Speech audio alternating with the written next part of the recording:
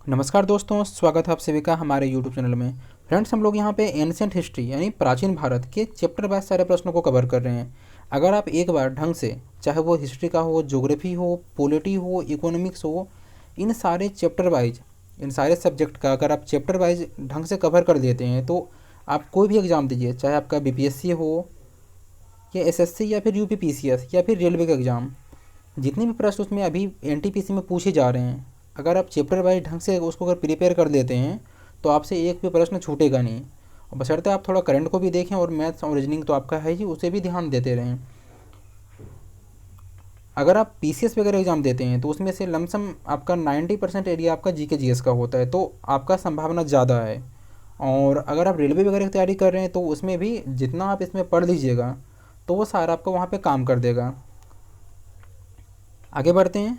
देखिए, अगर आप कोई भी कंपटीशन तैयारी करते हैं किसी भी एग्ज़ाम का, तो वो सारे एग्ज़ाम में आपका ये जितने सारे प्रश्न हैं, चाहे हिस्ट्री हो, ज्योग्राफी, पॉलिटी, इकोनॉमिक्स, ये सारे प्रश्न आपके एग्ज़ाम में काम करेंगे। ठीक है। आज का वो चैप्टर है वो आपका वैदिक सभ्यता है। इससे पहले हम लोगों ने हड़प्पा सभ्यता के जितने सारे प्रश्न हुए थे उसको हम लोग देख लिए थे। अगर आप वो वीडियो नहीं देखे हैं तो प्ले लिस्ट में जाइए, वहाँ पर आपको मिल जाएगी।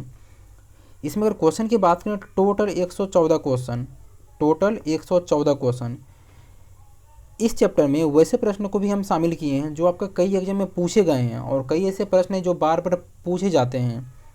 ठीक है, तो हमारे साथ बने रहिए। अगर हम लोग आगे बढ़ते हैं थोड़ा, पहला क्वेश्चन देखिए आप। प्रश्न है आपसे, पूर्व वैदिक या ऋग्वैदिक संस्कृति काल किसे माना जाता है? पूर्व वैदिक यानी उत्तर वैदिक या ऋग्वैदिक का संस्कृति काल किसे माना जाता है? उसका समय क्या है, कितना है? 1000 ईसा पूर्व से, 1500 ईसा पूर्व से 1000 ईसा पूर्व तक के, 1500 ईसा पूर्व से 1000 ईसा पूर्व तक के समय को क्या कहते हैं? ऋग्वैदिक संस्कृति या फिर पूर्व वैदिक संस्कृति। ठीक है, आगे बढ़ते हैं। अगला क्वेश्चन देखिए, उत्तर वैदिक संस्कृति का काल किसे माना जाता है? हम लोग पहला चैप्टर में देखें ऋग्वैदिक का, अब बात आती है उत्तर वैदिक का। तो आप बताइए, उत्तर वैदिक संस्कृति का काल किसे माना जाता है? उसका समय काल क्या है? क्या हो जाएगा? ये 1000 से 600 ईसा पूर्व। कितना? 1000 से 600 ईसा पूर्व। अगर हम लोग बात करें उत्तर वैदिक का, जो पहला क्वेश्चन था उत्तर वैदिक, सॉरी ऋग्वैदिक, ऋग्वैदिक, उसका समय काल कितना था? वो आपका 1500 ईसा पूर्व से 1000 ईसा पूर्व तक। और उत्तर वैदिक, उत्तर वैदिक आपका 1000 से 600 ईसा पूर्व। तो इसे आप ध्यान रखिए। आगे बढ़ते हैं।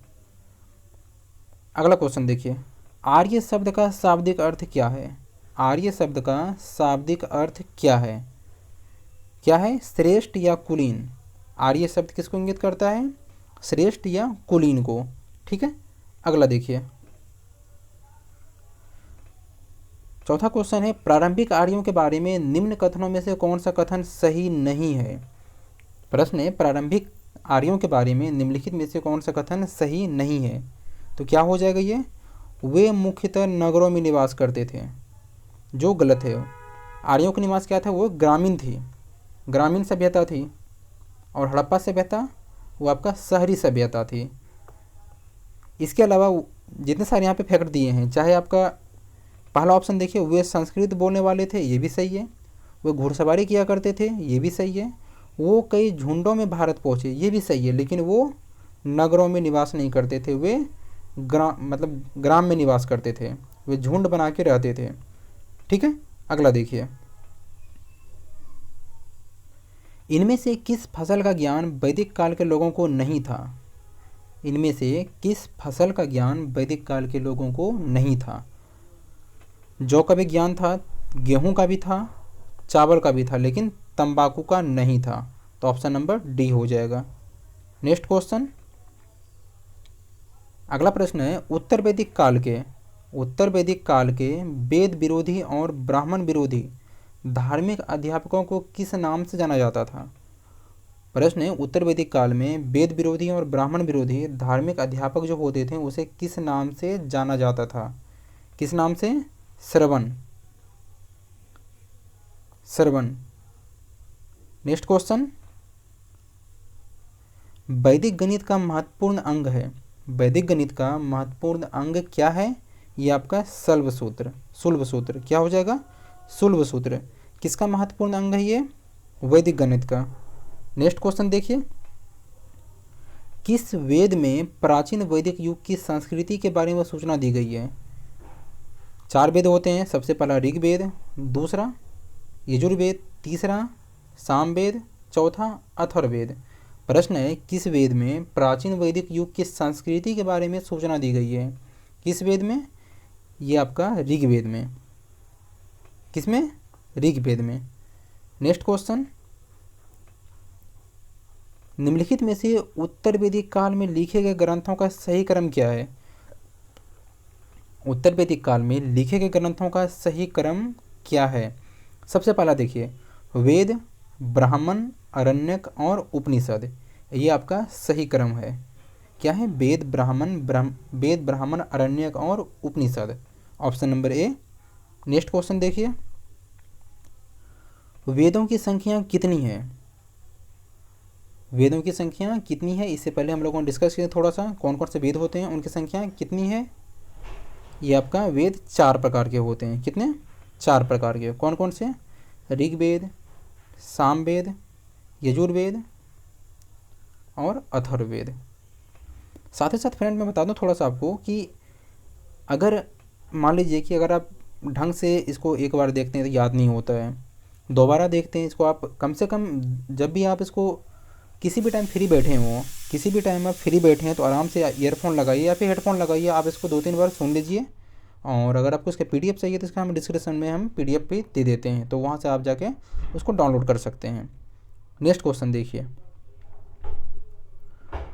कौन से 3 वेद संयुक्त रूप से त्रयी या वेद त्रयी कहलाते हैं? कौन से वेद संयुक्त रूप से त्रयी या वेद त्रयी कहलाते हैं? कौन से वेद हो जाएगा? ऋग्वेद, यजुर्वेद और सामवेद। कौन सा? ऋग्वेद, यजुर्वेद और सामवेद। इन तीनों वेद को क्या कहते हैं? संयुक्त रूप से त्रयी बोलते हैं। क्या बोलते हैं? त्रयी या वेद त्रयी। नेक्स्ट क्वेश्चन देखिए, भारत के राज्य चिन्ह में प्रयुक्त होने वाले शब्द सत्यमेव जयते किस उपनिषद से लिए गए हैं? भारत के जो राज्य चिन्ह हैं उसमें प्रयुक्त होने वाले एक शब्द है सत्यमेव जयते, को किस उपनिषद से लिए गए हैं? किससे लिए गए हैं? ये आपका मुंडको उपनिषद, मुंडक उपनिषद। किससे? मुंडको उपनिषद। नेक्स्ट क्वेश्चन देखिए, अगला क्वेश्चन, क्वेश्चन नंबर 13, ऋग्वैदिक आर्यों का मुख्य व्यवसाय क्या था? ऋग्वैदिक आर्यों का मुख्य व्यवसाय क्या था? पशुपालन। क्या था? पशुपालन। साथ साथ देखिए, जितने सारे हम लोग ये, अगर हम लोग हड़प्पा का चैप्टर कंप्लीट किए हैं, हड़प्पा यानी सिंधु सभ्यता का, तो अगर आपसे हम पूछें कि हड़प्पा वासी के लोगों का मुख्य व्यवसाय क्या था, आप मुझे कमेंट बॉक्स में बताइए। नेक्स्ट क्वेश्चन, भारतीय संगीत का आदि ग्रंथ कहा जाता है? किसको भारतीय संगीत का आदि ग्रंथ कहा जाता है? किसको? ऋग्वेद को। भारतीय संगीत का आदि ग्रंथ किसे कहा जाता है? ऋग्वेद को। ठीक है। नेक्स्ट क्वेश्चन देखिए, प्रथम विधि निर्माता कौन है? प्रथम विधि निर्माता कौन है? क्या हो जाएगा? मनु। प्रथम विधि निर्माता कौन है? मनु। नेक्स्ट क्वेश्चन, कृष्ण भक्ति का प्रथम और प्रधान ग्रंथ का नाम क्या है? कृष्ण भक्ति का प्रथम और प्रधान ग्रंथ कौन सा ग्रंथ है? कौन सा है? श्रीमद् भगवद गीता। कौन सा? श्रीमद् भगवद गीता। नेक्स्ट क्वेश्चन देखिए, ऋग्वेद में संपत्ति का मुख्य रूप क्या है? ऋग्वेद में संपत्ति का प्रमुख रूप क्या है? क्या हो जाएगा? गोधन।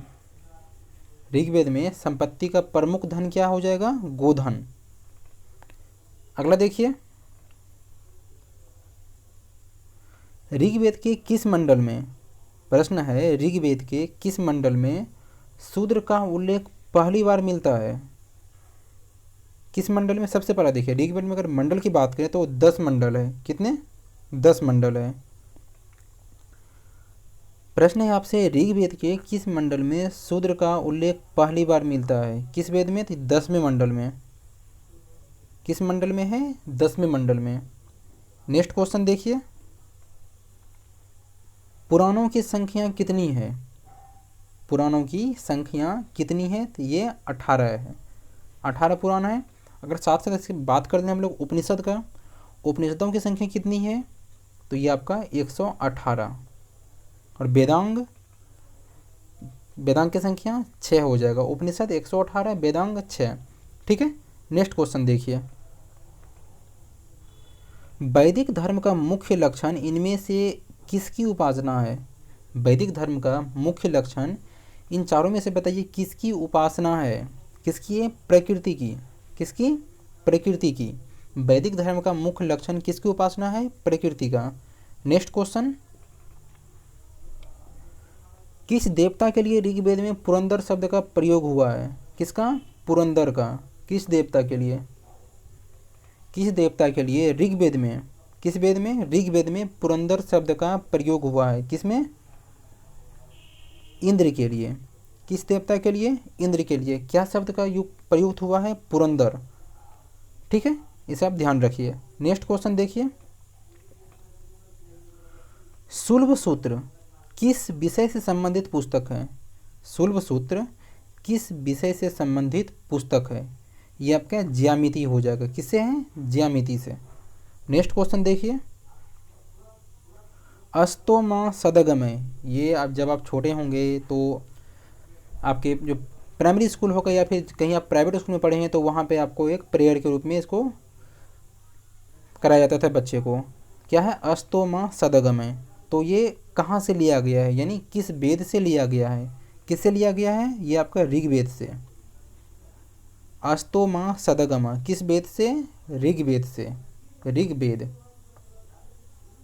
नेक्स्ट क्वेश्चन देखिए, अगला क्वेश्चन देखिए, क्वेश्चन नंबर 24, आर्य भारत में बाहर से आए।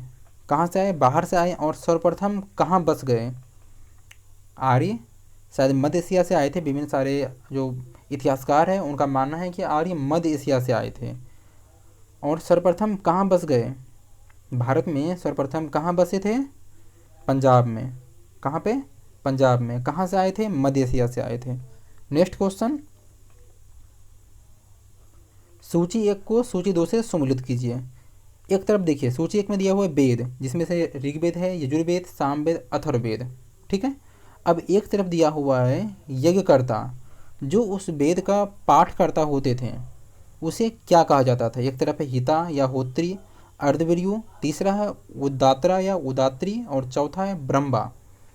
तो आपसे प्रश्न है कि ऋग्वेद में पाठ करने वाले जो होते थे उन्हें क्या कहते थे? क्या बोलते थे? सबसे देखिए यहाँ पे मैच करते हैं। अगर ऋग्वेद की बात करें तो ऋग्वेद को पढ़ने वाले को, जो उसका पाठकर्ता होते थे, उसे होत्री बोलते थे। क्या बोलते थे? होत्री। ठीक है। यजुर्वेद, इसको अर्धवीर्यु। सामवेद को, सामवेद के पाठ्यकर्ता को क्या बोला जाता था? उदात्री। उदात्री हो जाएगा। और चौथा का ब्रह्मा। तो आप मैच कर दीजिए, इसका ऑप्शन नंबर ए हो जाएगा। अगला देखिए, अगला है वेदों को अपौरुषेय क्यों कहा गया है? वेदों को अपौरुषेय क्यों कहा गया है? क्योंकि वेदों की रचना देवताओं द्वारा की गई है। किसके द्वारा? देवताओं के द्वारा। सबसे पहले बात है कि इसको थोड़ा नोटिस करें इस वर्ड को। अगर आप कहीं मतलब मेंस वगैरह की तैयारी कर रहे हैं, चाहे आपको बीपीएससी का हो या फिर यूपीएससी का हो, अपौरुषेय शब्द सबसे पहले देखिए कि जाति प्रथा या वर्ण विभाजन शब्द कहाँ से, या फिर जैसे हम लोग का समाज है पितृसत्तात्मक समाज, उत्तर भारत में आपका पितृसत्तात्मक समाज है। सबसे पहला बात अगर नोटिस करें तो अपौरुषेय कहा गया है क्योंकि वेदों की रचना देवताओं द्वारा की गई है, ना कि देवियों द्वारा या फिर ना ही महिलाओं द्वारा। तो देखिए आप कि वहीं से भिन्नता स्टार्ट हुआ है, जो आपका लमसम वर्तमान समय में भी है, लेकिन सरकार द्वारा कोशिश की जा रही है इसको मिटाने की। ठीक है। तो ऐसे आप ध्यान रखिए। जब आप ऐसे लिंक करके पढ़िएगा तो आपको ज़्यादा मतलब दिन तक याद रहेगा, और आपको अगर ऐसे क्वेश्चन एग्जाम में पूछे जाते हैं तो फिर आप उसको आसानी से हल कर दीजिएगा। आगे बढ़ते हैं। अगला देखिए, वैशेषिक दर्शन के प्रतिपादक हैं, वैशेषिक दर्शन के प्रतिपादक कौन हैं? ये उलूद कनद। कौन है?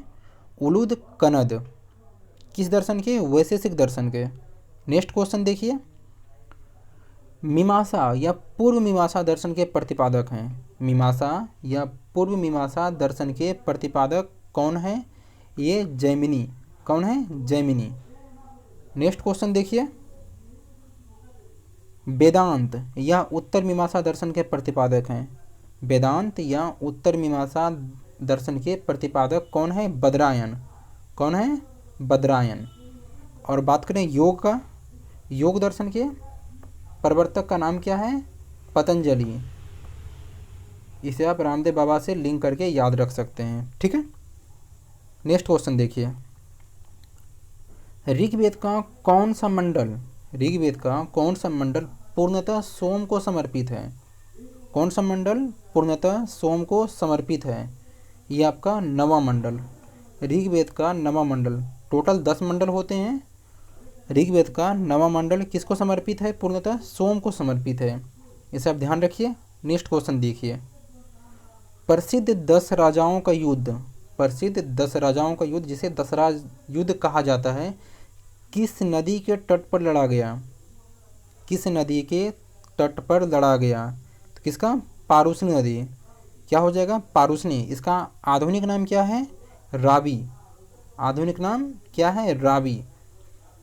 आप मुझे कमेंट में बताइए कि झेलम का प्राचीन नाम क्या था? झेलम नदी का प्राचीन नाम क्या था? कमेंट में आप जरूर बताइए, क्योंकि ऐसे प्रश्न आपसे एग्जाम में पूछे जा सकते हैं। नेक्स्ट क्वेश्चन देखिए, अगला है, धर्मशास्त्रों में भू राजस्व की दर क्या है? धर्मशास्त्रों में भू राजस्व की दर क्या थी? ये आपका 1/6। कितना थी? 1/6, ठीक है। अगला देखिए,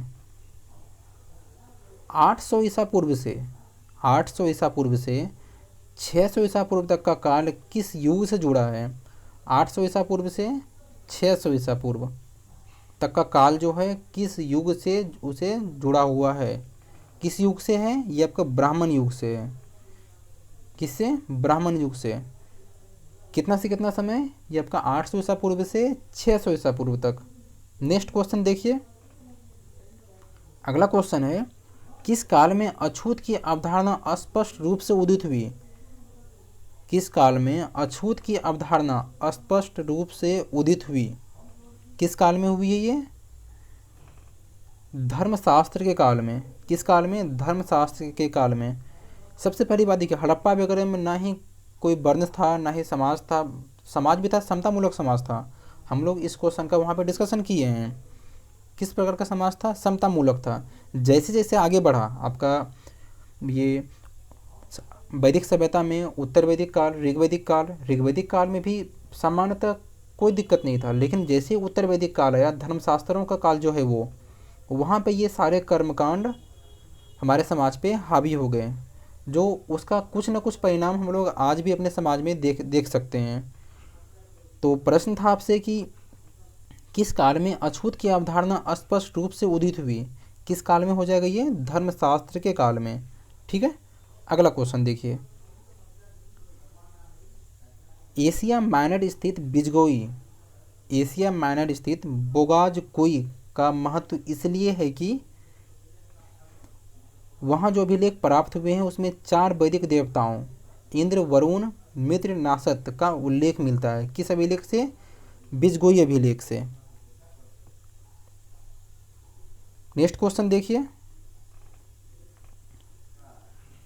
गायत्री मंत्र जो आपका देवी सवित्री को समर्पित है, किस पुस्तक में मिलता है? आपसे प्रश्न है, गायत्री मंत्र का उल्लेख किस वेद में है? आपसे एग्जाम में प्रश्न पूछ सकता है कि गायत्री वेद जो है, ये गायत्री मंत्र जो है वो कहाँ से लिया गया है? तो आपका ऋग्वेद से। किसमें? ऋग्वेद से। ऋग्वेद के तीसरे मंडल में गायत्री मंत्र जो है वो आपका देवी सावित्री को समर्पित है। नेक्स्ट क्वेश्चन, न्याय दर्शन को प्रचारित किया था, न्याय दर्शन को प्रचारित किया था किसने? गौतम ने। किसने? गौतम ने। इसे आप याद रखिए। अगला क्वेश्चन देखिए, प्राचीन भारत में निष्क से जाने जाते थे, प्राचीन भारत में निष्क से जाने जाते थे, निष्क का तात्पर्य क्या होता था? वो आपका स्वर्ण आभूषण होता था। निष्क का मतलब क्या है? स्वर्ण आभूषण से था। नेक्स्ट क्वेश्चन देखिए, योग दर्शन के प्रतिपादक हैं, इसका डिस्कशन थोड़ा पहले हम लोग किए हैं, 2 मिनट पहले किए हैं। योग दर्शन के प्रतिपादक कौन है? पतंजलि। हमने बोला था आपसे रामदेव, बाबा रामदेव के नाम से इसको याद रख सकते हैं, योग पतंजलि। ठीक है, अगला देखिए, उपनिषद पुस्तकें हैं, उपनिषद पुस्तकें किस पर आधारित हैं? उपनिषद जितने सारे पुस्तक हैं किस पर आधारित हैं? ये आपका दर्शन पर। किस पर हैं? दर्शन पर। नेक्स्ट क्वेश्चन देखिए, अगला है सूची 1 को सूची 2 से सुमिलित करें। सूची 1 में दिया हुआ है वेद दिया हुआ है, जिसमें से ऋग्वेद है, दूसरा यजुर्वेद, तीसरा सामवेद, चौथा अथर्ववेद है। और इस तरफ सूची 2 में पहला दिया हुआ है संगीत में स्रोत, दूसरा है स्रोत एवं कर्मकांड, तीसरा है तंत्र मंत्र एवं वशीकरण, चौथा है स्रोत एवं प्रार्थनाएं। तो इस जो कौन सा हो जाएगा? सबसे पहला देखिए, अगर ऋग्वेद की बात करते हैं तो ये आपका चौथा हो जाएगा, स्रोत एवं प्रार्थनाएं का उल्लेख मिलता है। ठीक है, अगला देखिए, यजुर्वेद। यजुर्वेद क्या हो जाएगा इसमें से? इसमें आपका स्रोत एवं कर्मकांड का उल्लेख मिलता है, यज्ञ संबंधी स्रोत एवं कर्मकांड का उल्लेख मिलता है। ठीक है, सामवेद देखिए, सामवेद में क्या हो जाएगा? ये आपका संगीतमय स्रोत। क्या हो जाएगा? संगीतमय स्रोत। और चौथा है तंत्र मंत्र एवं वशीकरण, अथर्ववेद। ऑप्शन नंबर ए सही हो जाएगा। अगला क्वेश्चन देखिए, प्रश्न है आरंभिक वैदिक साहित्य में सर्वाधिक वर्णित नदी है। वैदिक साहित्य में किस नदी का सर्वाधिक वर्णन किया गया है? किस नदी का? सिंधु नदी का। किस नदी का सर्वाधिक वर्णन मिलता है? सिंधु नदी का। ठीक है, अगला क्वेश्चन देखिए, उपनिषद काल के राजा जो अश्वपति शासक थे, उपनिषद काल के राजा अश्वपति शासक थे, कहाँ के थे? केकई के। कहाँ के? केकई के। किस काल के थे वो? उपनिषद काल के, उपनिषद काल के। नेक्स्ट क्वेश्चन देखिए, अध्यात्म ज्ञान के विषय में नचिकेता और यम का संवाद किस उपनिषद में प्राप्त होता है? हम लोग शायद इसको 10th या 9th में एक चैप्टर होता था नचिकेता और यम का संवाद, वो आपके किस पुस्तक में प्राप्त होता है? किस पुस्तक में? कठोपनिषद में। किसमें है? कठोपनिषद। नेक्स्ट क्वेश्चन देखिए,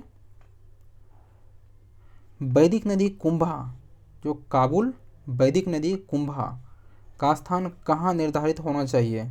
अगर वर्तमान समय में बात करें, वैदिक नदी कुंभा जिसका प्राचीन नाम क्या है? काबुल है, उसका वर्तमान समय कहाँ निर्धारित होना चाहिए? कहाँ हो जाएगा? अफगानिस्तान में। अफगानिस्तान की राजधानी काबुल। नेक्स्ट क्वेश्चन देखिए, कपिल मुनि द्वारा प्रतिपादित दार्शनिक प्रणाली, कपिल मुनि द्वारा प्रतिपादित दार्शनिक प्रणाली कौन सा है जो कपिल मुनि द्वारा प्रतिपादित किया गया था? सांख्य दर्शन। कौन सा दर्शन? सांख्य दर्शन। किसके द्वारा? कपिल मुनि के द्वारा।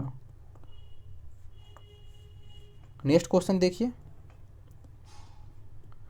किस स्थान से भारत के किस स्थल की खुदाई से लौह धातु के प्रचलन के प्राचीनतम प्रमाण मिलते हैं? भारत के किस स्थल की खुदाई से लौह धातु के प्रचलन के प्राचीनतम साक्ष्य मिलते हैं? कहाँ से सबसे पहले लोहे की खुदाई का साक्ष्य मिला था? अतरंजी खेड़ा से। कहाँ से? अतरंजी खेड़ा से। नेक्स्ट क्वेश्चन देखिए, अगला क्वेश्चन है निम्नलिखित में से किसका संकलन ऋग्वेद पर आधारित है? किसका संकलन ऋग्वेद पर आधारित है? किसका है? सामवेद का। सामवेद का संकलन किस पर आधारित है? ऋग्वेद पर। आगे बढ़ते हैं, अगला देखिए क्वेश्चन नंबर 49, निम्नलिखित में से कौन प्रस्थान त्रयी में शामिल नहीं है? इनमें से कौन प्रस्थान त्रयी में शामिल नहीं है? क्या हो जाएगा? भागवत। किस में शामिल नहीं है? प्रस्थान त्रयी में। नेक्स्ट क्वेश्चन देखिए, कर्म का सिद्धांत संबंधित है। कर्म का सिद्धांत किससे संबंधित है? किससे? मीमांसा से। किससे है? मीमांसा से। कर्म का सिद्धांत किससे संबंधित है? मीमांसा से। नेक्स्ट क्वेश्चन अगला है, सूची 1 को सूची 2 से सम्मिलित करें। अब देखिए, सम्मिलित करने में फ़ायदा ये होता है ना कि आपसे एग्जाम में सबसे पहले एक क्वेश्चन पूछेगा, 4 ऑप्शन देगा। लेकिन यहाँ पे आपसे फ़ायदा ये होगा कि एक ही क्वेश्चन में आपका 4 क्वेश्चन सॉल्व हो जाएंगे। एक क्वेश्चन में अगर आपसे एग्जाम में पूछे कि अथर्ववेद मतलब किस वेद में बलिदान विधि का उल्लेख है, वहाँ पे एक ऑप्शन देगा। प्रश्न आपसे ये पूछेगा कि, या फिर दूसरा देखिए कि किस वेद में औषधियों से संबंधित ज्ञान का उल्लेख किया गया है, तो आप वहाँ से चारों वेद में से एक वेद को टिक कर दीजिएगा।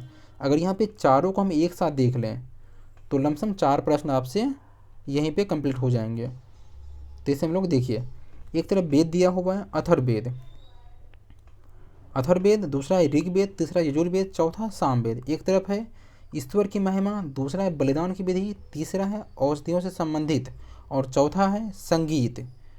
तो उसको चलिए मैच कर देते हैं फटाफट। सबसे पहले अगर बात करें अथर्ववेद की, तो इसमें औषधियों से संबंधित ज्ञान का उल्लेख किया गया है। किसमें? अथर्ववेद में। अगर ऋग्वेद की बात करें, ऋग्वेद की, इसमें आपका ईश्वर की महिमा के बारे में बताया गया है। बात आती है इसमें यजुर्वेद, ये आपका बलिदान विधि या यज्ञ विधि, जो पूजा में या फिर यज्ञ संबंधी में जो हवन होते हैं, कर्मकांड होते हैं, वो उसमें उल्लेख किया गया है। सामवेद की बात करें तो इसमें संगीत का उल्लेख किया गया है। ठीक है, ऑप्शन नंबर ए सही हो जाएगा। नेक्स्ट क्वेश्चन देखिए, चरक संहिता नामक पुस्तक किस विषय से संबंधित है? चरक संहिता नामक पुस्तक किस विषय से संबंधित है? किस विषय से है? ये आपका चिकित्सा से है। किससे? चिकित्सा से। कौन से विषय? चरक संहिता। चरक संहिता किससे संबंधित है? चिकित्सा से। नेक्स्ट क्वेश्चन देखिए, यज्ञ संबंधी विधि विधानों का पता चलता है। किस वेद से यज्ञ संबंधी विधि विधानों का पता चलता है? किस वेद से हो जाएगा? यज्ञ संबंधी विधि विधानों का पता चलता है यजुर्वेद से। किससे? यजुर्वेद से। नेक्स्ट क्वेश्चन, वैदिक युगीन सभा, वैदिक युगीन सभा जो होती थी, किस प्रकार की सभा थी वो? वैदिक युगीन सभा किस प्रकार की सभा थी? ये आपका मंत्री परिषद थी। सभा का मतलब क्या था? मंत्री परिषद। मंत्री परिषद। ठीक है, अगला क्वेश्चन देखिए, वैदिक युग में प्रचलित लोकप्रिय शासन प्रणाली थी। वैदिक युग में प्रचलित लोकप्रिय शासन प्रणाली थी, किस प्रकार की थी? वैदिक युग में किस प्रकार की शासन प्रणाली लोकप्रिय थी? किस प्रकार की थी? गणतंत्र। गणतंत्र। Next question, most important question है, सबसे प्राचीन वेद कौन सा है? कई एग्जाम में पूछे गए प्रश्न ये। सबसे प्राचीन वेद कौन सा है? ऋग्वेद। कौन सा वेद? ऋग्वेद। नेक्स्ट क्वेश्चन देखिए, निम्नलिखित में से कौन भारतीय दर्शन की आरंभिक विचारधारा है? कौन भारतीय दर्शन की आरंभिक विचारधारा है? क्या हो जाएगा? सांख्य दर्शन। कौन सा दर्शन? सांख्य दर्शन। ठीक है, नेक्स्ट क्वेश्चन देखिए, सांख्य, योग, न्याय, वैशेषिक, मीमांसा एवं वेदांत, इन 6 भिन्न भारतीय दर्शनों की स्पष्ट रूप से अभिव्यक्ति हुई। जितने सारे दर्शन है, सांख्य दर्शन है, योग दर्शन है, न्याय, वैशेषिक, मीमांसा एवं वेदांत, इन 6 विभिन्न भिन्न भारतीय दर्शनों की स्पष्ट रूप से अभिव्यक्ति किस युग में हुई? किस युग में? वैदिक युग में। किस युग में है? वैदिक युग में। ठीक है, नेक्स्ट क्वेश्चन देखिए, निम्नलिखित में से वह दस्तकारी कौन सी है जो आर्य द्वारा व्यवहार में नहीं लाई जाती थी? प्रश्न है, निम्नलिखित में से या वैदिक काल में से वह दस्तकारी कौन सी है जो आर्य द्वारा व्यवहार में नहीं लाई जाती थी। सबसे बड़ा देखिए, मातृभाण भी उपयोग करते थे, आभूषण भी उपयोग करते थे, वो बढ़ईगिरी भी बहुत का काम होता था, लेकिन लोहारगिरी नहीं होती थी। तो ऑप्शन नंबर डी हो जाएगा। अगला देखिए, अगला है सुमिलित करने वाला है, सब एक में दिया है उपवेद। उपवेद में है आयुर्वेद, धनुर्वेद, गंधर्व वेद और शिल्प वेद या अर्थशास्त्र। दूसरी तरफ दिया हुआ है संबंधित वेद, यानी किस वेद से संबंधित है ये सब, जो उपवेद हैं किस वेद से संबंधित हैं। पहला है ऋग्वेद, दूसरा यजुर्वेद, तीसरा सामवेद, चौथा अथर्ववेद।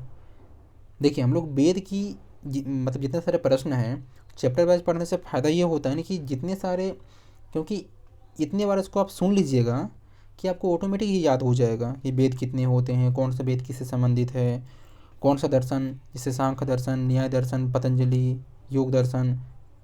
ये सब आप अगर बार बार सुनिएगा तो ऑटोमेटिक आपको ये माइंड में याद रह जाएगा। अगर आपको मान लीजिए मिस भी होता है तो आपको एग्ज़ाम में ऑप्शन देखते के साथ आपको याद आ जाएगा तुरंत, ये हम तो सुने थे भाई। तो इसे आप बिल्कुल ध्यान से सुने। और सबसे बड़ा देखिए, अगर आपको वीडियो मान लीजिए थक जाते हैं या फिर आप बोर फील करते हैं, वैसे बोर फील तो मतलब आपको होना नहीं चाहिए इसमें, फिर भी आपको लगता है कुछ काम है तो आप आराम से वीडियो को पॉज कर दीजिए, ऐसे नहीं उसको स्किप कर देंगे। देखिए स्किप कीजिएगा तो आपसे नुकसान ये होगा आपका कि इसमें से जितने सारे प्रश्न हैं आपके लमसम बहुत ही इंपॉर्टेंट क्वेश्चन है वो, अगर आप स्किप करते हैं तो क्या पता आपसे कोई क्वेश्चन छूट जाए और वही क्वेश्चन आपसे एग्ज़ाम में आ जाए, हो सकता है नहीं ये। तो इसलिए आप इसको स्किप ना करें। मुश्किल से 100 क्वेश्चन है, आराम से इसको देख लीजिएगा तो कम से कम एक टॉपिक आपका क्लियर हो जाएगा पूरा। चलिए इसको मैच कर देते हैं। आयुर्वेद, धनुर्वेद, गंधर्ववेद, शिल्प वेद, ये किस वेद से संबंधित है। सबसे पहला देखिए, अगर हम लोग आयुर्वेद की बात करें, किसका आयुर्वेद, ये आपका किससे संबंधित है, ये ऋग्वेद से संबंधित है। आयुर्वेद ऋग्वेद से संबंधित, ठीक है। और बात करें धनुर्वेद की, धनुर्वेद आपका किससे संबंधित है, यजुर्वेद से। गंधर्ववेद, गंधर्ववेद किससे है, सामवेद से। और एक बचा क्या, अर्थशास्त्र या शिल्प वेद, ये आपका अथर्ववेद से। Option number A. Next question देखिए, ऋग्वेद के किन 6 मंडलों को वंश मंडल या गोत्र मंडल कहा जाता है। ये सारे क्वेश्चन आपसे आपके एग्ज़ाम में पूछे गए हैं, विभिन्न सारे बहुत सारे एग्ज़ाम में कई क्वेश्चन इसमें से वैसे हैं जो विभिन्न एग्ज़ाम में एक से अधिक बार पूछे गए हैं। तो आप आराम से इसको देखते रहिए। प्रश्न है ऋग्वेद के किन 6 मंडलों में वंश मंडल या गोत्र मंडल कहा जाता है। किस मंडल को, दूसरे मंडल से लेकर 7वें मंडल तक, दूसरे मंडल से लेकर 7वें मंडल तक के जो जितने सारे मंडल हैं उसे हम लोग वंश मंडल या गोत्र मंडल कहते हैं। नेक्स्ट क्वेश्चन देखिए, ऋग्वेद में जादुई, माया और वशीकरण का वर्णन किस वेद में किया गया है। आपसे प्रश्न पूछ सकता है किस वेद में जादू टोना या वशीकरण का वर्णन मिलता है, किस वेद में, अथर्ववेद में। नेक्स्ट क्वेश्चन देखिए, आर्य शब्द इंगित करता है, आर्य शब्द का मतलब क्या होता है, किसका होता है, ये श्रेष्ठ वंश से, किससे, श्रेष्ठ वंश से। नेक्स्ट क्वेश्चन देखिए,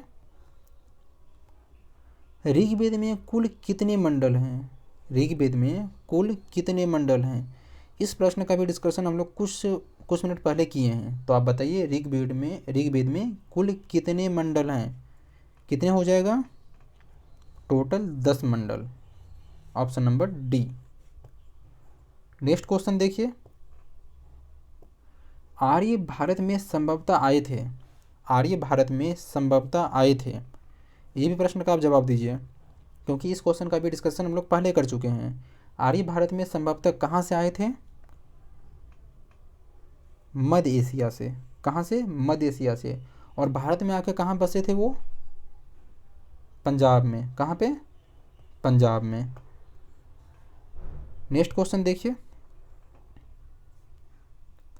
कौन सा वेद अंशतः गद्य रूप में भी रचित है, कौन सा वेद अंशतः गद्य रूप में भी रचित है, कौन सा है, यजुर्वेद। ये आपका गद्य और पद्य दोनों में है, गद्य और पद्य। ठीक है। अगला क्वेश्चन देखिए, नेक्स्ट क्वेश्चन है सभा और समिति। सभा और समिति प्रजापति की दो पुत्रियां थी का उल्लेख किस वेद में मिलता है? किस वेद में यह उल्लेख मिलता है कि सभा और समिति प्रजापति की दो पुत्रियां थी? किस वेद में मिलता है ये? अथर्ववेद में। कौन सा वेद? अथर्ववेद। अगला देखिए,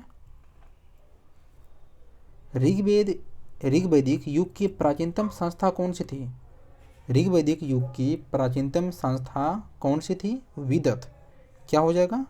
विदत। विदत आपका ऋग्वैदिक युग की प्राचीनतम संस्था थी।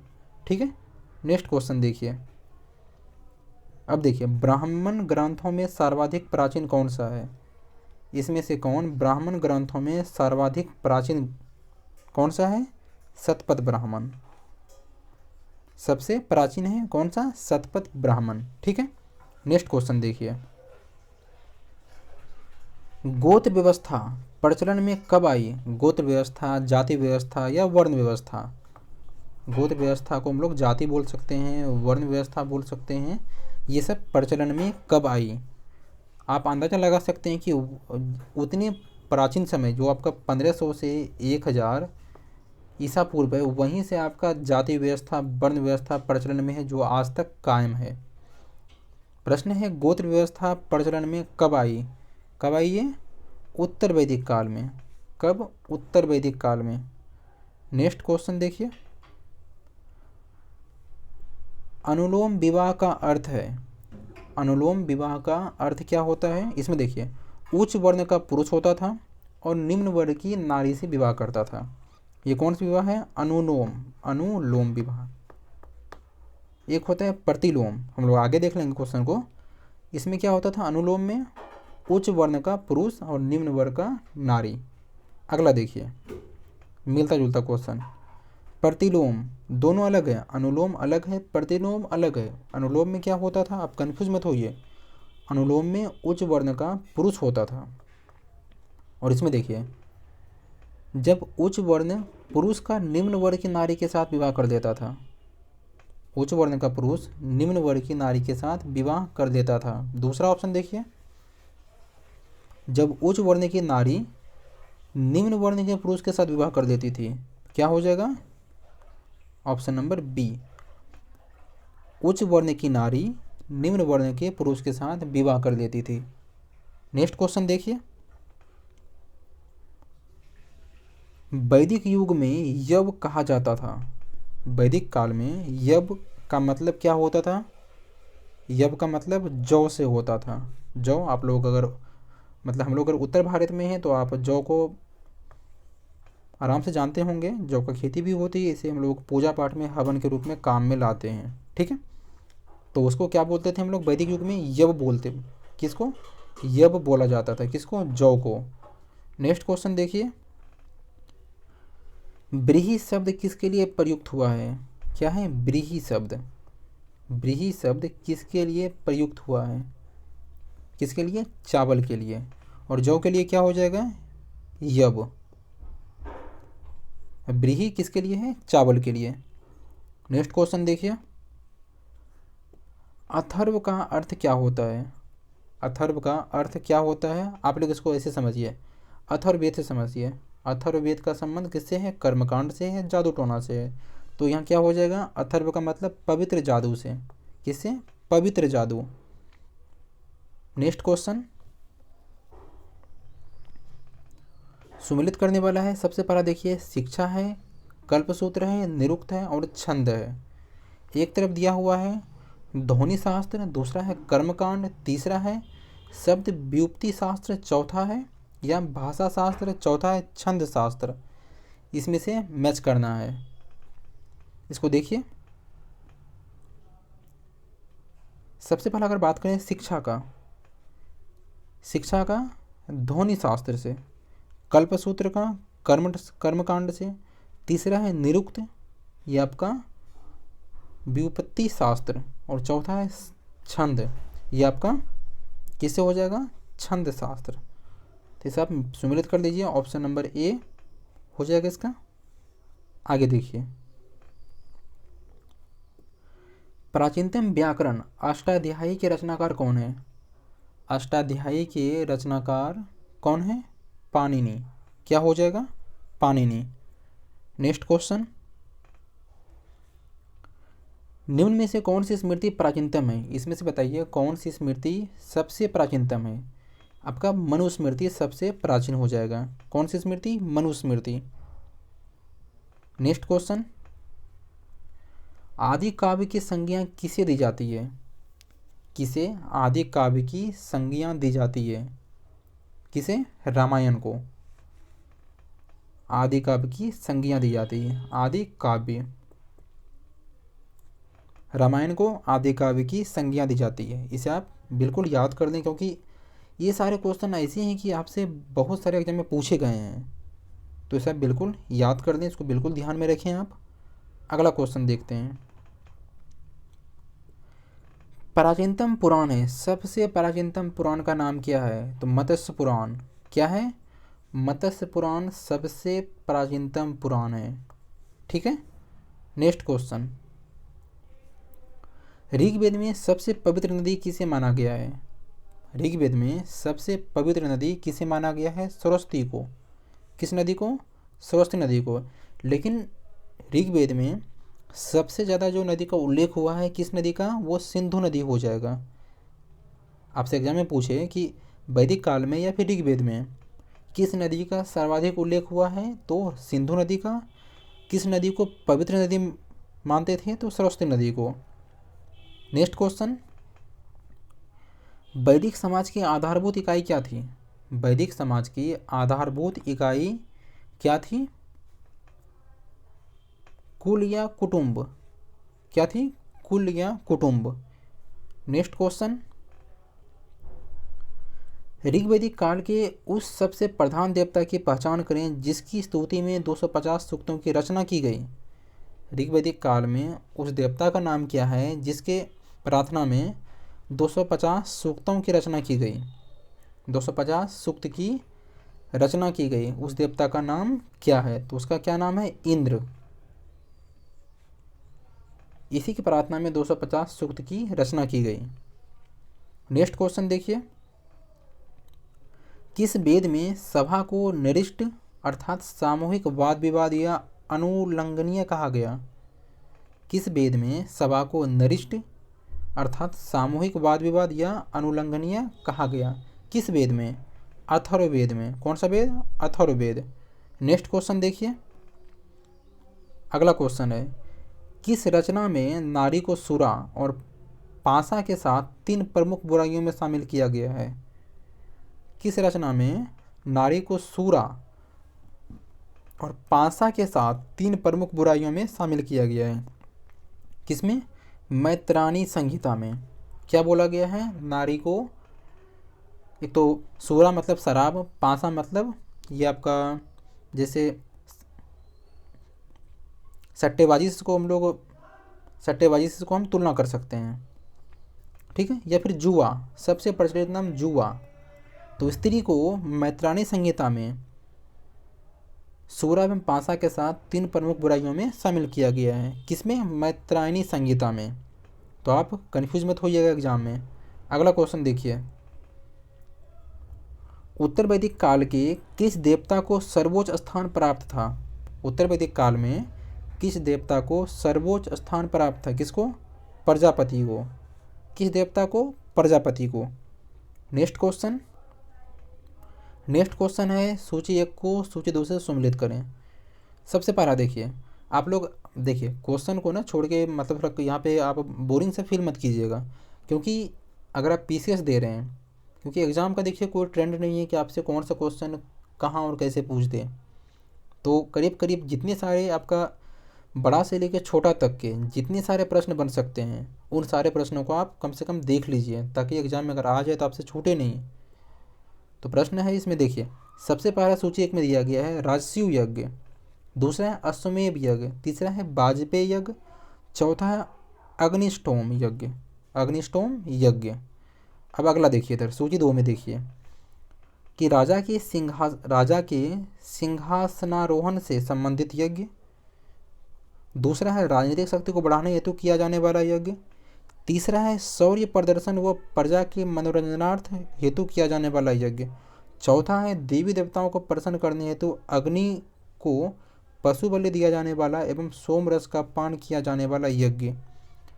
इसमें देखिए आपसे एग्जाम में मान लीजिए कि अगर ये क्वेश्चन नहीं पूछता है तो आपसे ऐसे पूछ सकता है कि प्राचीन काल में राजा के सिंहासनारोहण से संबंधित यज्ञ कराया जाता था, वह किस प्रकार का यज्ञ था। दूसरा पूछ सकता है कि ये शौर्य प्रदर्शन व प्रजा के मनोरंजनार्थ हेतु किया जाने वाला यज्ञ का नाम क्या था। तो इसे आप आराम से देखें और अगर एग्ज़ाम में आ जाता है तो इसको आप ढंग से सॉल्व कर लीजिएगा। सबसे पहला देखिए, अगर हम लोग राजसूय यज्ञ की बात करें तो ये था राजा के सिंहासनारोहण से संबंधित यज्ञ, ठीक है। अश्वमेध यज्ञ, इसका आप लोग उल्लेख रामायण वगैरह में देखते होंगे, जो लव कुश ने घोड़ा पकड़ा था वह आपका अश्वमेध यज्ञ का ही घोड़ा था वो। तो क्या हो जाएगा, राजनीतिक शक्ति को बढ़ाने हेतु किया जाने वाला यज्ञ या फिर राजनीतिक विस्तार हेतु किया जाने वाला यज्ञ, ठीक है। किससे संबंधित है ये, अश्वमेध यज्ञ से। तीसरा देखिए वाजपेयी यज्ञ, वाजपेयी किससे, शौर्य प्रदर्शन व प्रजा के मनोरंजनार्थ हेतु किया जाने वाला यज्ञ। कौन सा यज्ञ हो जाएगा, वाजपेयी यज्ञ। चौथा अग्निष्ठोम यज्ञ, ये देवताओं को प्रसन्न करने हेतु अग्नि को पशु बलि दिया जाने वाला एवं सोम रस का पान किया जाने वाला यज्ञ। तो उम्मीद करते हैं चारों आप समझ गए होंगे। तो आप अगर थोड़ा भी कन्फ्यूजन है इसको आप वीडियो को थोड़ा बैक करके आप इसको देख सकते हैं। तो इसका ऑप्शन नंबर ए हो जाएगा। नेक्स्ट देखिए, नेक्स्ट भी है सुमेलित करने के लिए है। एक तरफ आपका ऋग्वेद में उल्लेखित नाम, ऋग्वेद में उल्लेखित नाम, ये क्वेश्चन आपसे बराबर पूछता है कि किस नदी का प्राचीनतम नाम क्या है, और या फिर किस नदी का, मान लीजिए वहाँ पे आपको प्राचीनतम नाम दे दिया किसी नदी का, उसका आधुनिक नाम पूछ लिया आपसे, वर्तमान में इस नदी का नाम क्या है। तो अगर आप इसको यहाँ पे कम से कम 4 कर देते हैं तो ऑप्शन वहाँ पे आपको छाँटने में आसानी होगी कि नहीं भाई इस नदी का नाम ये नहीं था। तो सबसे पहला देखिए यहाँ पे दिया हुआ है परुष्णी, दूसरा है सुदृति, तीसरा है आस्कनी, चौथा है बिपाशा। इसका आधुनिक नाम क्या हो जाएगा, क्या हो जाएगा। सबसे पहला देखिए पारुष्णी नदी, पारुष्णी का आधुनिक नाम क्या है, रावी है। दसराज युद्ध किस नदी के किनारे, बताइए आप, दसराज युद्ध किस नदी के किनारे लड़ा गया था, आप मुझे कमेंट बॉक्स में ज़रूर बताइएगा। दूसरा देखिए, अगर सुदृति बात करें, सुदृति किस नदी का प्राचीनतम नाम है, ये सतलज का, किसका है, सतलज का। तीसरा आस्कनी, आस्कनी किसका है, चिनाब नदी का। और बिपाशा ब्यास नदी। जब इसको 2-3 बार आप देख लीजिएगा तो ऑटोमेटिक वो याद हो जाएगा। तो ऑप्शन नंबर ए। आपको ऐसे मिलान करने के लिए पूछ सकता है, ऐसे देके आप कौन सा है इसको मैचिंग कीजिए। नेक्स्ट क्वेश्चन देखिए, संस्कारों की कुल संख्या कितनी है, संस्कारों की कुल संख्या कितनी है, कितनी है, 16 संस्कार। कितने संस्कार हैं, 16 संस्कार, ठीक है। नेक्स्ट क्वेश्चन अगला देखिए, एक तरफ है ब्रह्म विवाह, दूसरा है देव विवाह, तीसरा है आर्ष विवाह और चौथा है प्रजापति विवाह। इतने सारे विवाह के प्रकार हैं। तो अब चौकी मत, इतने सारे विवाह के प्रकार हैं। अब आप नोटिस कीजिए कि आपके एरिया में जो भी विवाह होता है वह किस प्रकार का विवाह है। चलिए खैर इसको मिले हम लोग सुमेलित कर देते हैं। पहला है ब्रह्म विवाह। सबसे पहला अगर देखें सूची 2 में, समान वर्ण या जाति का विवाह, समान वर्ण या जाति का विवाह। दूसरा में दिया हुआ है पुरोहित या पराश्रमिक में मिले कन्या के साथ विवाह। तीसरा है कन्या मूल्य के रूप में एक जोड़ी गाय व बैल चुराकर किया गया विवाह। और चौथा है बिना दहेज का विवाह। क्या हो जाएगा इसमें, सबसे पहला देखिए, अगर हम लोग ब्रह्म विवाह की बात करें तो समान वर्ण या जाति का विवाह क्या हो जाएगा, ब्रह्म विवाह। दूसरा दैव विवाह, पुरोहित का पराश्रमिक में मिले कन्या के साथ विवाह। तीसरा आर्ष विवाह की बात करें तो कन्या मूल्य के रूप में एक जोड़ी गाय व बैल चुराकर किया गया विवाह, ठीक है। और चौथा देखिए प्रजापत्य विवाह। किस प्रकार का है? बिना दहेज के विवाह। तो ऑप्शन नंबर ए। ठीक है, अगला देखिए। अगला क्वेश्चन है, फिर भी आपका सूची वाला है ये, तो आप ऐसे सारे क्वेश्चन को देखकर चौंकिएगा मत, थोड़ा आप पेशेंस बना के रखिए, क्योंकि अगर आप इसको एक बार पेशेंस बना के काम कर लेते हैं तो ये आपको एग्ज़ाम में क्वेश्चन छूटने नहीं देगा। आप आराम से इसको लिंक करके पढ़ें ना, तो बहुत ही पढ़ने में मज़ा आएगा। तो पहला देखिए, सबसे पहला है, वहाँ से हम लोग 4 विवाह को देख लिए थे। ठीक है, अब देखिए यहाँ पे क्या है, गंधर्व विवाह, आसुर विवाह, राक्षस विवाह और पैचास विवाह। इतने सारे टोटल 8 प्रकार हो गए हैं, देख लीजिए आप। अब देखिए इसमें दिया हुआ है प्रेम विवाह, कन्या को खरीद कर किया गया विवाह, पराजित राजा की कन्या या अपहरण की हुई कन्या के साथ विवाह। चौथा है सोई हुई अवस्था में कन्या को गुमराह कर या मानसिक रूप से अस्वस्थ कर कन्या को गुमराह कर उसके साथ किया गया विवाह। इतने सारे प्रकार के विवाह हैं। तो अगर इसमें मैचिंग हम लोग करें, मिलान कर दें इसका, सबसे पहला देखिए प्रेम विवाह की अगर बात करें, ये आपका गंधर्व विवाह कहा जाता है। गंधर्व विवाह किस पे है? प्रेम विवाह। अब बात करें आसुर विवाह, आसुर विवाह ये कन्या को खरीद कर किया गया विवाह, किस प्रकार का हो जाएगा? आसुर विवाह। ठीक है, अगला देखिए राक्षस विवाह, तो ये है पराजित राजा की कन्या या अपहरण की हुई कन्या के साथ विवाह, किस प्रकार का है ये? राक्षस विवाह। ठीक है, सबको पता है, आप अगर इमेजिन थोड़ा करके चलेंगे तो फिर आपको आराम से याद हो जाएगा। अब देखिए लास्ट में पैचास, भूत पिचास। ठीक है, सोई हुई अवस्था में कन्या को गुमराह कर या मानसिक रूप से अस्वस्थ कर उसके साथ किया गया विवाह। ठीक है, अगर ऑप्शन की बात करें तो ऑप्शन नंबर ए हो जाएगा इसका। आगे बढ़ते हैं, अगला देखिए 3 ऋण में शामिल नहीं है। 3 ऋण में कौन सा ऋण शामिल नहीं है? तो ये आपका मातृ ऋण शामिल नहीं है। सबसे पहला देव ऋण भी है, पितृ ऋण भी है, ऋषि ऋण भी है, लेकिन मातृ ऋण शामिल नहीं है। ठीक है, नेक्स्ट क्वेश्चन देखिए। अगला है ऋग्वैदिक काल से संबंधित मातृभांड संस्कृति है।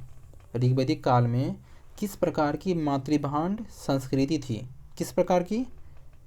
गेरुवर्णी मातृभांड संस्कृति, OCP। किस प्रकार की? गेरुवर्णी। नेक्स्ट क्वेश्चन देखिए, उत्तर वैदिक काल से संबंधित मातृभांड संस्कृति है किस प्रकार की?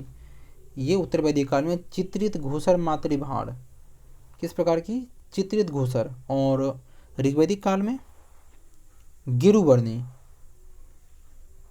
तो इसमें आप कंफ्यूज मत होइएगा। अगला देखिए, हरियाणा प्रांत में चित्रित घूसर मातृभांड यानी PGW स्थल किस स्थान पर हाल में किए गए उत्खननों में प्रकाश में आया है? हरियाणा प्रांत में चित्रित घूसर मातृभांड किस स्थान पर हाल में खोजे गए स्थलों से प्राप्त हुए हैं? किसमें? भगवानपुर जिला। कहाँ से? भगवानपुर से। नेक्स्ट क्वेश्चन देखिए, अगला है प्राचीनतम विवाह संस्कार का वर्णन कराने वाला विवाह सूक्त किस में पाया जाता है? प्राचीनतम विवाह संस्कार का वर्णन करने वाला विवाह सूक्त किस में पाया जाता है? मतलब किस वेद में पाया जाता है? किसमें? यजुर्वेद। किस वेद में? यजुर्वेद। कौन सा? विवाह सूक्त। विवाह सूक्त। आगे बढ़ते हैं, अगला देखिए, ऋग्वेद में अधन्य, जो आपका अधन का मतलब होता था बद योग नहीं, यानी मारने योग नहीं, शब्द का प्रयोग किसके लिए करते थे? ऋग्वेद में मारने योग नहीं शब्द का प्रयोग किसके लिए करते थे? कि किसे हम लोग मार नहीं सकते हैं, किसके लिए है वो? पुरोहित को। पुरोहित के लिए अधन्य शब्द का प्रयोग करते थे कि उसे देवता का दूत माना जाता था, इसे मारना पाप होता, ऐसा उसमें माना जाता था। आगे बढ़ते हैं, अगला देखिए, सुमिलित करने वाला है। सबसे पहला अगर सूची 1 में देखें तो सबसे पहला है संग्रहित्री, दूसरा है भागदूत, तीसरा छता या छत्री, चौथा अक्षवाप। ठीक है, अब इस सूची 2 में दिया हुआ है कोषाध्यक्ष, कर संग्रहकर्ता, पासे के खेल में राजा का सहायक, प्रतिहारी या राजा पद का सक्षक। तो इसमें से बताइए, देखिए ये इतने जो साहब का नाम दिए हुए हैं, ये आपका उस समय क्या नाम उसमें हुआ करता था। सबसे पहला अगर बात करें, संग्रहत्री किसको कहा जाता था? संग्रहत्री किसको कहते थे? कोषाध्यक्ष को। किसको? कोषाध्यक्ष को संग्रहत्री कहा जाता था। दूसरा है भागदूत। भागदूत कौन होता था? वो कर संग्रह करता होता था। कौन? कर संग्रह करता। ठीक है। तीसरा देखिए, छता या छत्री, ये पासे के खेल में राजा का सहायक होता था। और चौथा है अक्षवाप, ये किसका होता था? ये आपका प्रतिहारी या राजा प्रसाद का रक्षक होता था। तो ऑप्शन नंबर ए हो जाएगा। इसमें से देखिए, आपसे ऐसा बहुत कम उम्मीद है कि प्रश्न पूछे, फिर भी मिलान करने के लिए आपसे पूछ सकता है एग्जाम में। अगर नहीं भी पूछेगा तो अगर चारों में से कोई एक पूछ दिया, क्योंकि आपके यहाँ पे चारों पढ़ा रहेगा, तो आपको वहाँ पे ऑप्शन छांटने में आसानी होगी, तो आप क्वेश्चन को आराम से हल कर पाइएगा। नेक्स्ट क्वेश्चन देखिए, अगला क्वेश्चन है रीत या प्राकृतिक संतुलन स्थापित करने के कारण किस वैदिक देवता को ऋतस्प गोप कहा गया? किस वैदिक देवता को कहा गया? वरुण को। किसके लिए? प्राकृतिक संतुलन स्थापित करने के लिए, यानी इसको ऋतु का देवता भी बोलते थे। कौन सा देवता? ऋतु का देवता। ठीक है। नेक्स्ट क्वेश्चन देखिए, निम्नलिखित में से कौन मूलतः जल या समुद्र का देवता था? कौन जल या समुद्र का देवता कहा जाता था? कौन? वरुण को। वरुण को जल या समुद्र का देवता कहा जाता था। ठीक है। नेक्स्ट क्वेश्चन देखिए, तीन कर्मों यानी तीन पगों में तीनों लोग को माप लेने के कारण किसे उपक्रम कहा गया? तीन पग हम लोग इसको, चाहे आप अगर विष्णु पुराण देखें हैं सीरियल वगैरह, तो उसमें आप आराम से इसको बता सकते हैं। तो तीन पगों में किसने तीनों लोग का नाप लिया था? अगर इसको सिंपल वर्ड में यूज़ करें तो किसने तीन पग में तीनों लोग को नाप लिया था? किसने नापा था? तो विष्णु ने। नेक्स्ट क्वेश्चन देखिए, नेक्स्ट है मिलान करने वाला है। सबसे पहला देखिए, इसमें से प्रश्न ऐसा है कि आपसे एग्जाम में पूछेगा कि कौन सा देवता किसके लिए था। जैसे पूषण देवता हो गया, रुद्र हो गया, वह किस प्रकार का देवता था? तो क्या हो जाएगा? सबसे पहला देखिए, पूषण दिया हुआ है, दूसरा है रुद्र, तीसरा है घोष, चौथा है अदिति, एक तरफ है विवाह का देवता, दूसरा है पशुओं का देवता, तीसरा जगत के पिता, और चौथा है देवों की महान माता। तो क्या हो जाएगा इसमें? सबसे पहले मिलान करिए। देखिए, पूषण की बात करें तो ये आपका विवाह का देवता होता था। कौन? पूषण। अगर आपसे प्रश्न पूछे कि विवाह का देवता प्राचीन काल में विवाह के देवता को किस नाम से जानते थे, तो पूषण। ठीक है। अगला देखिए, पशुओं का देवता को क्या कहते थे? रुद्र।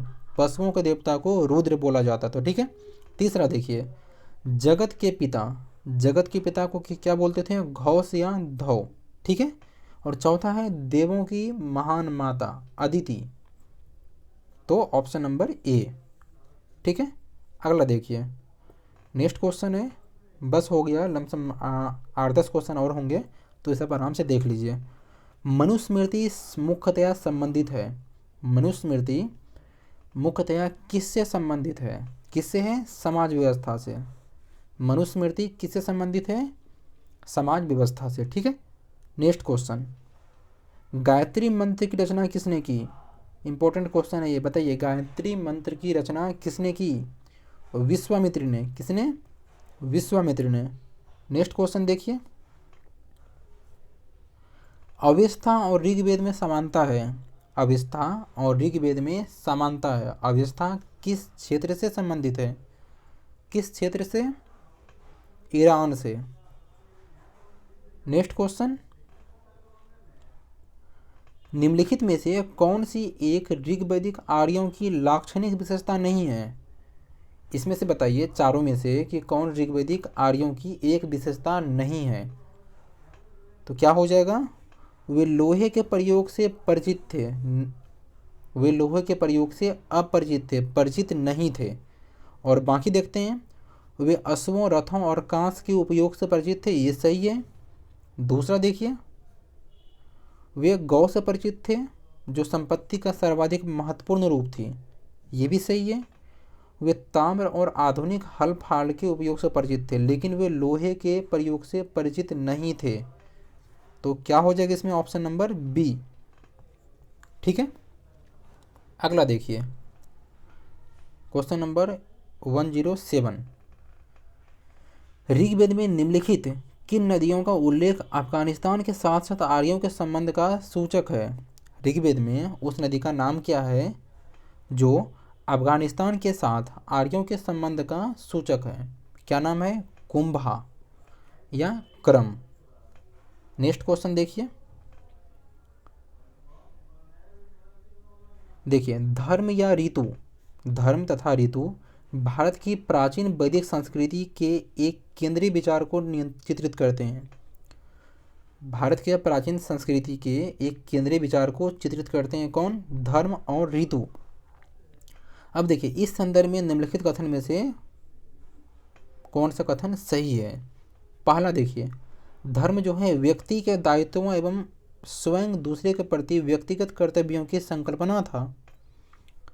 दूसरा है, रीत जो होता था, ऋतु मूलभूत नैतिक विधान था जो सृष्टियों और उसमें अंतर्निहित सारे तत्वों में कौन सा कथन सही है?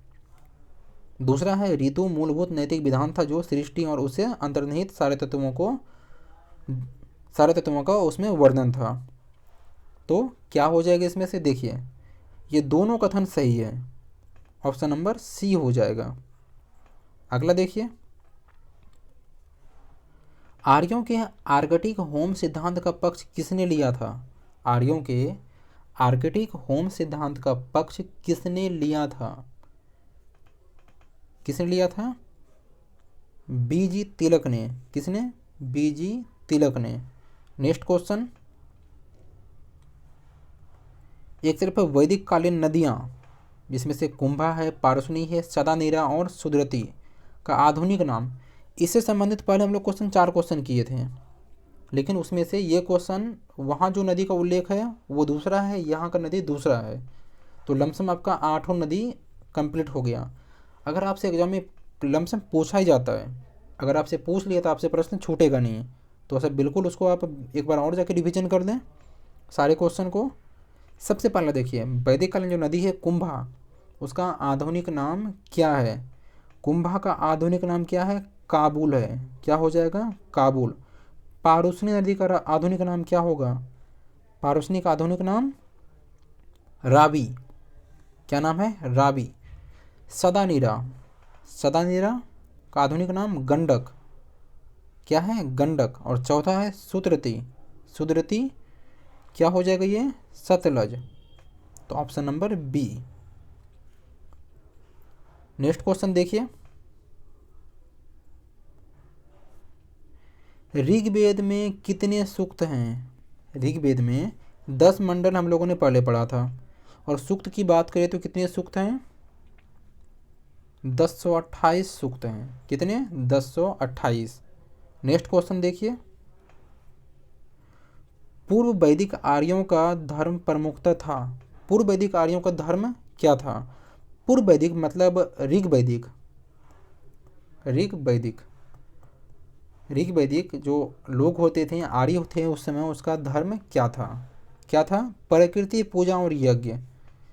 प्रकृति पूजा और यज्ञ। अगर बात करें हम लोग हड़प्पावासी का धर्म कैसा था, आप मुझे कमेंट बॉक्स में ज़रूर बताइए। अगर आपने पहला वीडियो नहीं देखा है सिंधु सभ्यता वाला, तो उसे जब प्लीज़ जाकर उसको देख लें, क्योंकि ज़्यादा क्वेश्चन नहीं है, लमसम उसमें 80 या 84 क्वेश्चन है, तो उसे आप मुश्किल से आधा घंटा 40 मिनट लगेगा, उसको आप देख लीजिए। आपसे एग्जाम में उससे एक भी प्रश्न नहीं छूटने वाला, आप गारंटी के साथ लिख लीजिए इसको। अगर आप उसको ढंग से देखते हैं, बार बार रिवीजन करते हैं, तो आपसे एक भी प्रश्न छूटेगा नहीं। ठीक है, तो इसमें क्या हो जाएगा? प्रकृति पूजा और यज्ञ पूजा। नेक्स्ट देखिए, पतंजलि कौन था? पतंजलि कौन था? ये आपका माध्यमिका संप्रदाय का एक दार्शनिक था। माध्यमिका संप्रदाय का एक दार्शनिक था। ठीक है, अगला देखिए, शतपथ ब्राह्मण से संबंधित राजा विदेद माधव से संबंधित ऋषि थे। शतपथ ब्राह्मण से संबंधित राजा विदेश माधव किससे संबंधित ऋषि थे? ये किससे थे? ऋषि गौतम रहुगण। किससे संबंधित थे? ऋषि गौतम रहुगण। ठीक है। तो फ्रेंड देखिए हम लोग टोटल यहाँ पे लमसम 114 क्वेश्चन कर लिए हैं और हड़प्पा सभ्यता से 80 क्वेश्चन। और जो अगला हम लोग का वीडियो होगा वो आपका महाजनपद जो आपका मोस्ट इम्पॉर्टेंट चैप्टर है, जनपद। ठीक है। देखिए एंशिएंट हिस्ट्री में लमसम हम लोग को 7 से 8 वीडियो में टोटल एंशिएंट हिस्ट्री कवर हो जाएगा। तो 7 से 8 वीडियो का मतलब है कि 4 से 5 घंटा अगर आप इसके पीछे दे दें, चाहे आप 1 दिन में दें या फिर 2 दिन में या फिर 6 महीना में, उससे मतलब नहीं है। आप अगर दे देते हैं तो आपका लमसम तुरंत कंप्लीट हो जाएगा ये। और आपसे अगर आपको भरोसा नहीं होता तो आप उसको आराम से जाके प्रीवियस प्रश्न पढ़िए। मेरे को बिल्कुल फॉलो मत कीजिए आप। प्रीवियस ईयर जो इतने सारे प्रश्न पूछे गए हैं, चाहे बीपीएससी को उठा लीजिए, रेलवे को उठाइए, एसएससी को उठाइए, उसमें से लमसम अगर 100 क्वेश्चन पूछा जाता है उसमें से आप 85 या 90 क्वेश्चन सॉल्व करने की आप स्थिति में होंगे। ठीक है। और दूसरी बात है, अगर आप हमारे चैनल पे नए हैं तो उसको प्लीज़ सब्सक्राइब कर दें। वीडियो पसंद आती है दोस्तों उसको आप लाइक ज़रूर कर दें एक बार। और क्वेश्चन से रिलेटेड जितने सारे मैं प्रश्न पूछा हूँ आपसे, आप मुझे कमेंट बॉक्स में जवाब दीजिए। ठीक है। मिलते हैं अगले वीडियो में, तब तक के लिए नमस्कार।